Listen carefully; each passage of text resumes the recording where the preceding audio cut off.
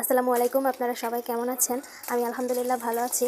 তো আমার অনেক দিন থেকে মাছের ডিম খেতে খুব ইচ্ছা করছিল, তাই আমি আপনাদের ভাইয়াকে বলি যে আপনি বাজারে গিয়ে আমার জন্য একটি ডিমওয়ালা মাছ নিয়ে আসেন। আমার অনেক ডিম খেতে ইচ্ছা করছে। তো আপনার ভাইয়া আমার জন্য একটি ডিমওয়ালা মাছ নিয়ে আসে। আমি ছোটোবেলা থেকে একটি মাছ জানি যে মাছটি অনেক মোটা হয়, একটু লালচে ধরনের দেখতে হয়, আর ওই মাছের পেটের মধ্যে অনেকখানি ডিম পাওয়া যায়। অন্য কোনো মাছে এত বেশি ডিম পাওয়া যায় না। তো আমি ওই মাছটি তাকে আনতে বলেছিলাম, আর উনি ওই মাছটি এনেছিল। 1 কেজি সাইজের মতো বড় হবে। তো ওই মাছটির পেটে এতগুলি ডিম পেয়েছিলাম, আমার মনটা একদম খুশি হয়ে গিয়েছিল। আর আমি খুশিতে খুশিতে ডিমগুলি সুন্দরভাবে ভেজে নিচ্ছিলাম।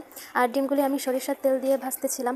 সরিষার তেল দিয়ে যে কোনো রান্না করলে খুব মজা হয়, আর আমার যেহেতু অনেক দিন ধরে ডিম খেতে ইচ্ছা করছিল, তাই আমি এটি সরিষার তেল দিয়েই ভাজতেছিলাম। তো যাই হোক, দেখেন ডিম ভাজা শেষ হয়ে গিয়েছে। এরপর আমি মরিচ আর পেঁয়াজ ভেজে নিচ্ছিলাম।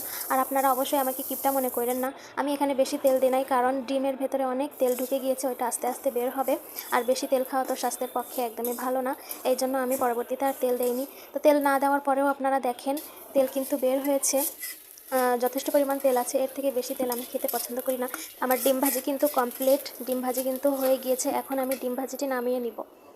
তো নামানোর পরে দেখতেই পারছেন আপনারা কতটা সুন্দর এবং লোভনীয় হয়েছে, দেখেই বোঝা যাচ্ছে আসলে এটা কতটা বেশি মজা। আপনারাও কিন্তু এভাবে একদিন ট্রাই করে দেখবেন।